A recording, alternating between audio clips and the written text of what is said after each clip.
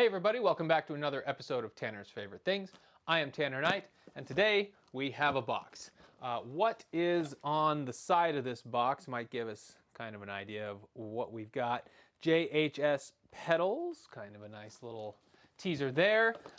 This was also a Christmas gift. So Christmas came, I'll say early for next Christmas, I guess, but certainly late for this past Christmas.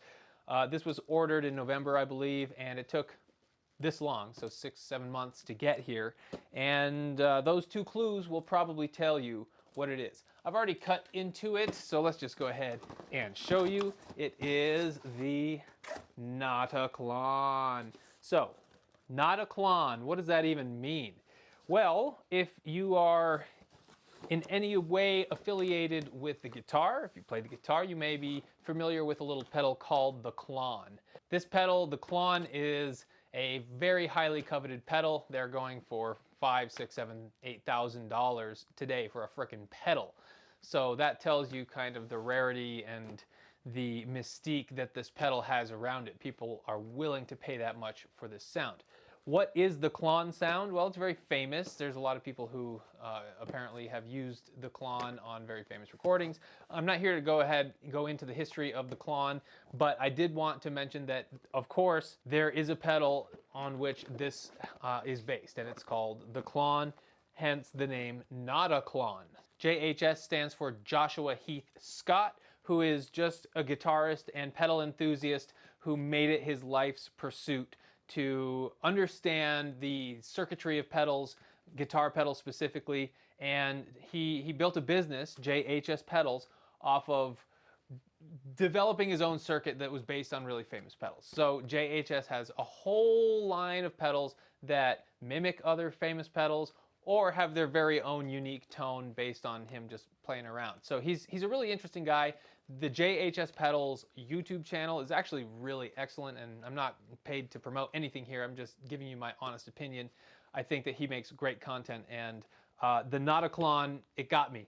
The marketing got me. What is the Notaklon? So it's supposed to mimic the sound of that Klon, the famous pedal that we will willingly pay $5,000, or someone will, for. But this is the Notaklon, which I believe it was $199 retail, which is a really nice price point as compared to $5,000 or anything above $200 really. So it's an overdrive, a boost pedal. The Klon is essentially just an overdrive pedal, and this is a mimic of that circuit.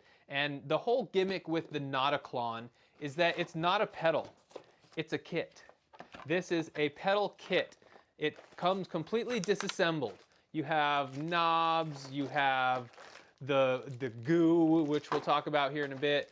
There's some hardware and tools, the PCB. So this is really the heart and brains of the whole operation. And I think there's a little trickery here in that it's kind of twofold. By marketing this pedal this way, it made it super unique, and people really wanted it and they coveted it. And therefore, orders came into the 20,000s. I think they're up to 40,000 or something like that now.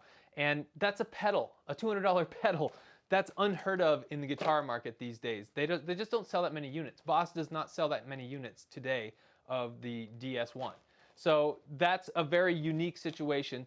But it also helps JHS. The flip side of the coin is that they don't have to manufacture the thing. They can just put it in some bags, send it out, and people are happy to tinker with it. So it's a really unique experience, one where everybody kind of wins here, I guess, if you can get it to work, that is. If you mess it up, I mean, what's the worst that can happen? I'm sure they have some sort of warranty or customer service that you can contact, and hopefully it won't come to that. But there's a lot of really good IKEA-esque directions in here. I think that's their whole aesthetic, is that this is a build-your-own pedal, so we're going with IKEA directions, and very aesthetic there. We'll take a look at that in a little bit. We have JHS Pedals. Join our blah, blah, blah for this discount code. JHS Pedals Notaklon. It's not a Klon until you build it. And it gives you an idea of the controls and the jacks on this little piece of paper. And then the final thing here is the actual body of the pedal, which we'll take out of this styrofoam here in a minute. But that's it. You get all of the kit, There's this sticker here, which I guess is probably the serial number or some identifier that way. So it's all there. I've never built a pedal before. Let's go ahead and give it a shot. All right, first things first, let's get all of this stuff out of its respective bag or styrofoam.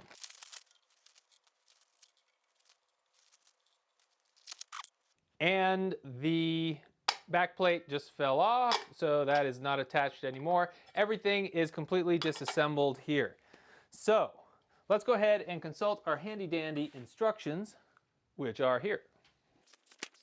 And it gives you a nice little manifest of what should be there. Looks like everything is here if I had to glance and check. Okay, step one, break the circuit board in half and then break the edges off. Looks like we're gonna have something that resembles the state of Utah in reverse. So we'll go ahead and start doing that.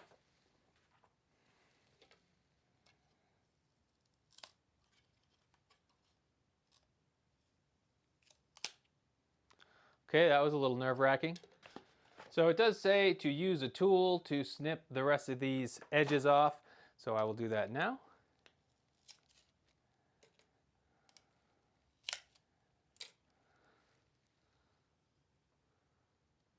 Looks like every single edge. Okay. So it looks like I've got my little Utah guy. Next, let's address this one.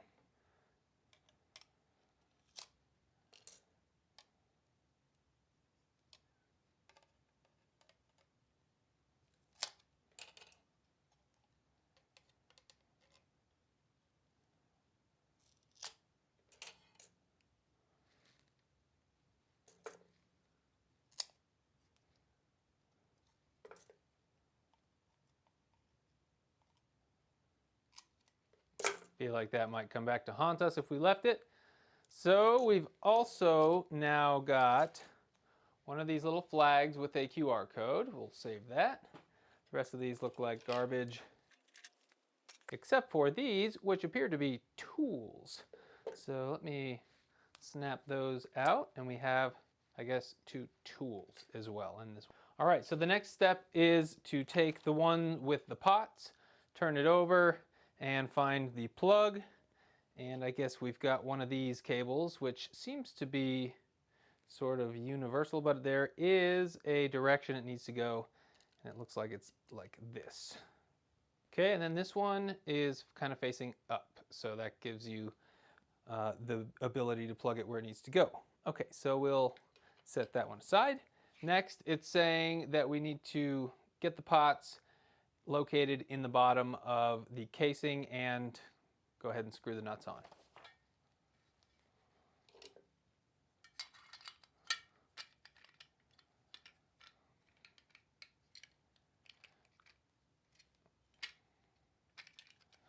It doesn't look like there's anything to plug in here at this point, so just got to make sure it lines up.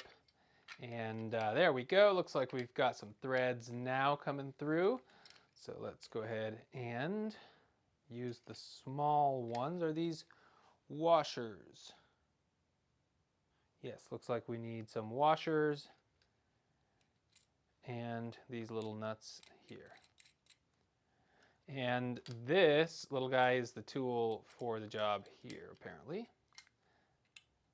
So that's how they get away with not giving you metal tools. They just kind of print it on the circuit board. That's a really cool, unique, and utilitarian idea. I like it. Nice design, JHS.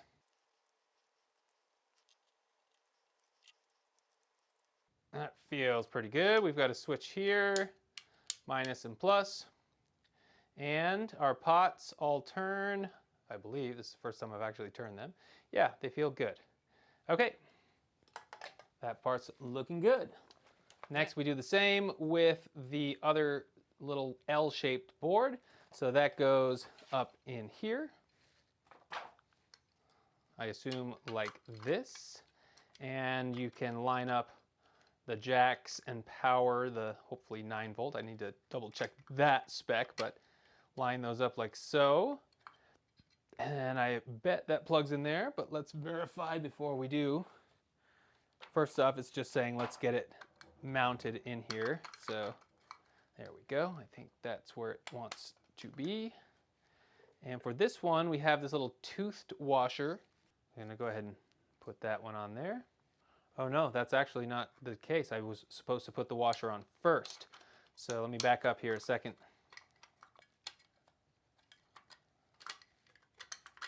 The washer actually goes here. Let me put it like so, and then it goes back up in here.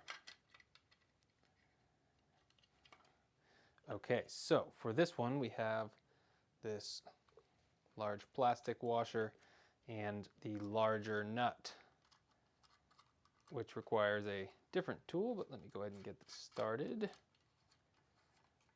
assume it's probably the larger one. Look at that.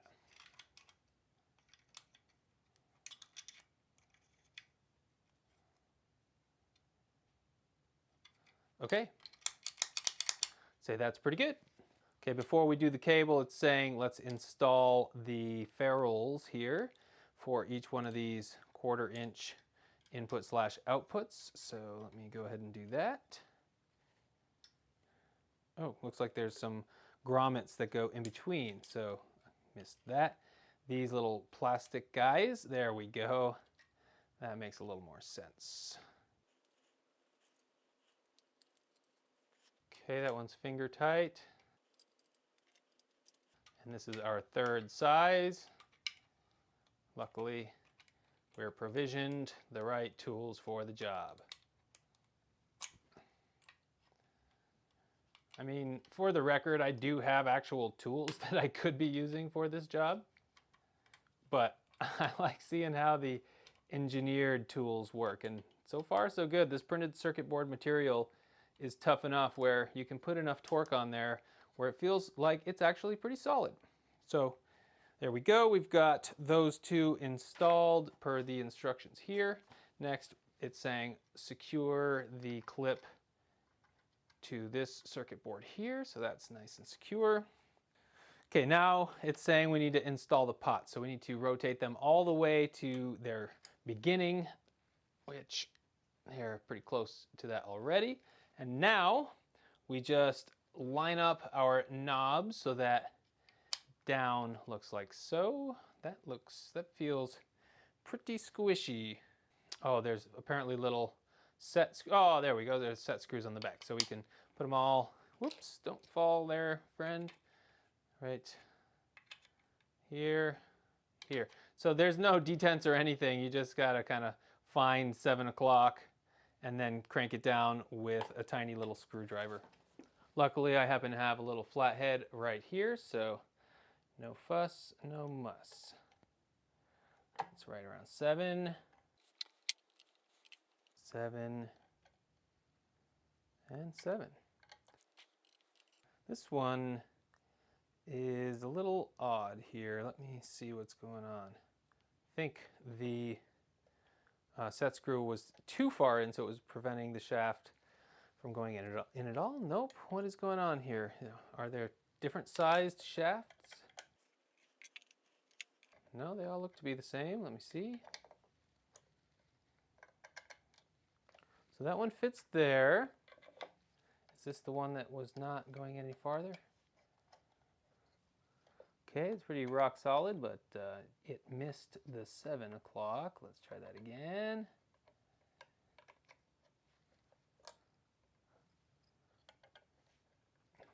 Okay, is this the faulty one? Looks like it might be actually. There. Oh, it just needed to be forced beyond. So if you have one that is a little sticky, I think that's just probably pretty normal. These are not the most rugged feeling knobs with these tiny little set screws, but there, close enough. So we've got all the knobs. Now it's saying turn it over, and this is the most important part. And I'll read to you what it says. Apply to the specified area to cover the magic diodes. While gooping the circuit outside of the specified area will not affect the function or sound of the circuit, it may cause the circuit to be unserviceable and therefore voids the warranty. Keep out of the reach of children, blah, blah, blah. So what is this whole magic diodes garbage? Well, something that contributes to kind of the history or the lore of the Klon, the actual pedal this is mimicking, is the fact that there's a portion of the circuitry that is obscured by this black goop. So they're saying, they're not saying anything of the such, but the kind of joke here is that this goop is really what's instrumental to, oh, it looks like I gotta cut that, instrumental to the sound of the Klon. And of course, that's not true in any way, shape, or form, but there you go. Let's see if we can clean up around the edges here. I got a little mess on my hands. All right, let me wipe that off the side. Wow, that stuff is powerful. I'm not going to wipe from the inside because it looks like it leaves a little stain. I'll have to work on that and see if I can clean that off. But that was just a little stripe just like that. And it did not want to come off with just water. I'll have to try soap here in a second. But there's the goop. We're going to let that set. It doesn't say exactly how long you have to let it set, but I'm going to let it set here a few minutes. Some of the final instructions are to sign and date the back plate, so let's go ahead and do that.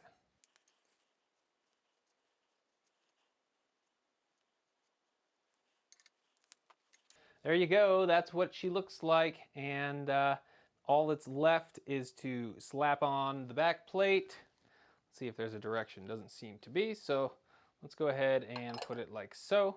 And we are given 4 screws which require a Phillips head screwdriver. I guess it's kind of foolish to button this up before testing it, but I'm gonna go ahead and take that risk and just get a couple screws in here. Just button this up.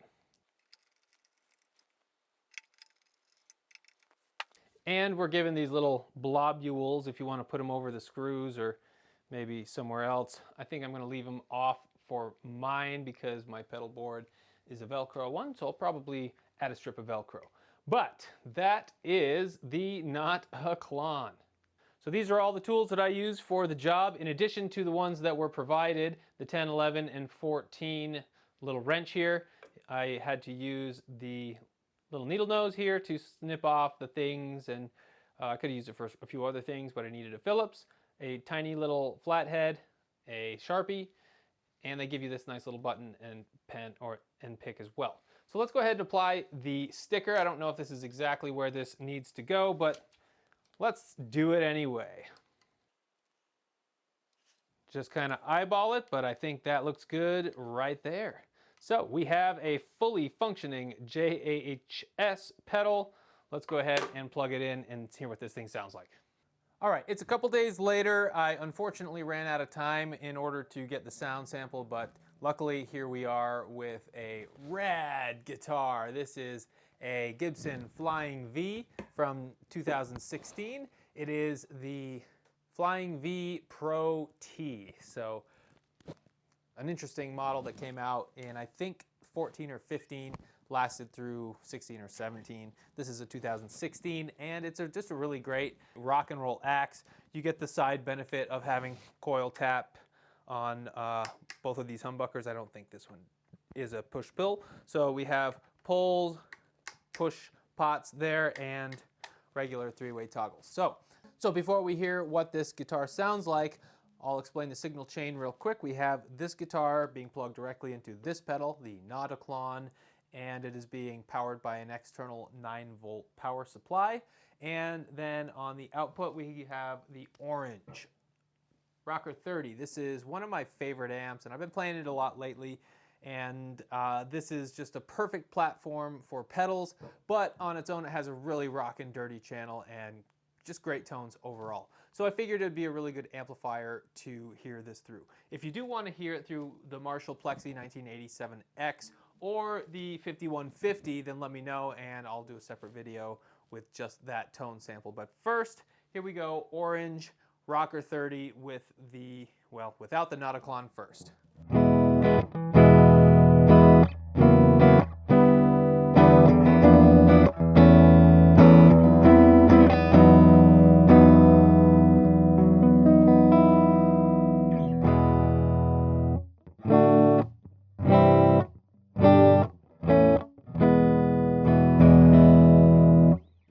Capturing the sound today, we have one Sennheiser E906 dynamic microphone that is on the left-hand speaker of the orange 2x12 cabinet, which is housing two Celestial Creamback speakers. So those are the 12-inch full Big Daddy Creamback 75-watt versions, and I feel like the orange rocker 30 paired with the Creambacks in the orange cab is just dynamite. It's a little bit darker than some might prefer.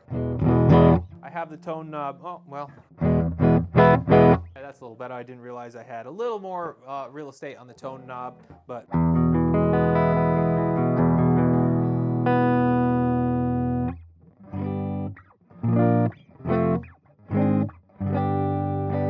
so that's the clean. The Notaklon is a crunch pedal. So let's go ahead and engage it. I have all of the dials wound down to 0. So it essentially kills the sound. So there's no preamp providing any additional sound to the amplifier. So if we turn up the volume,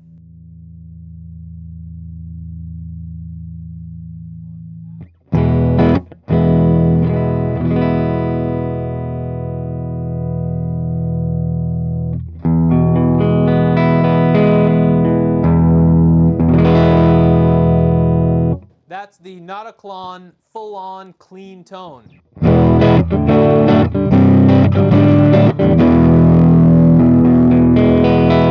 That's the gain at 0 and the volume at 10 or 100, whatever you want to call it, because this thing does not have actual numbers. It just gives you kind of a range of the dial. So that's pretty freaking loud. It looks like it hasn't peaked on the waveform, but it is providing a little bit of breakup with that volume at 10. So it's not what you'd call crunch, just a little bit of breakup. By the way, we have this little minus plus switch. I'm going to leave it in the plus switch location just because I feel like that's where most people are going to have it. But we do have a minus, which I believe is a 10 or 15 or 20 dB cut, which could be useful. So just know I'm keeping it in the plus for now. So that's volume at 10. A little bit of breakup, but nothing too crazy. Let's bump that volume down and start playing with the gain. So here's volume at 50.